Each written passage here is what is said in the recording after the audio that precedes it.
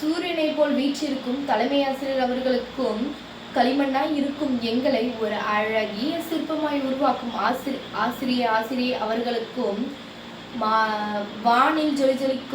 வானில் நட்சத்திரமாய் ஜொலிஜொலிக்கும் மாணவ மாணவிகள் அனைவருக்கும் என் வணக்கத்தை தெரிவித்துக் கொள்கிறேன்.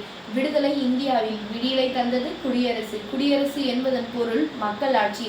இன்று ஜனவரி 26. நாம் இன்று 77வது குடியரசு தினத்தை கொண்டாடுகிறோம்.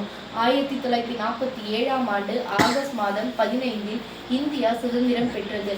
ஆனால் அப்போது நாம் பிரிட்டிஷ் சட்டங்களையே பின்பற்றி வந்தோம். நமக்கென்று ஒரு தனி சட்டம் தேவைப்பட்டது. அதற்காக டாக்டர் B.R. அம்பேத்கர் தலைமையில் ஒரு குழு அமைக்கப்பட்டது. அதற்காக 2 ஆண்டுகளும் 11 மாதங்களும் 18 நாட்களும் கடுமையாக உழைத்து நமது இந்திய அரசியல் சாசனம் 1950ஆம் ஆண்டு ஜனவரி மாதம் 26ஆம் தேதி நடைமுறைக்கு வந்தது. அன்று முதல் இந்தியா முழுமையான இறையாண்மை கொண்ட குடியரசு நாடாக மாறியது. மக்களால் மக்களுக்காக நடத்தப்படும் மக்களாட்சி என்ற உன்னத தத்துவத்தை இது நிலைநாட்டுகிறது. இன்றைய மாணவர்கள் தான் நாளைய இந்தியாவின் தூண்கள். இந்திய சட்டங்களை மதிப்போம். இன்றைய மாணவர்கள் தான் நாளைய இந்தியாவின் தூண்கள். உலகை காப்போம்,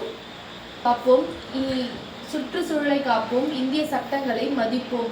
சுமார் 100 கோடிக்கு மேல் மக்கள் தொகை கொண்ட நாடாக இருந்தாலும் அனைவரும் இந்தியர் என்பதில் பெருமை கூறுவோம். எத்தனை மொழி, எத்தனை மதம், எத்தனை ஜாதி, எத்தனை பிரிவுகள் இருந்தாலும் நாம் அனைவரும் பாரத தாயின் பிள்ளைகள் தான். இதில் எந்த மாற்றமும் கிடையாது.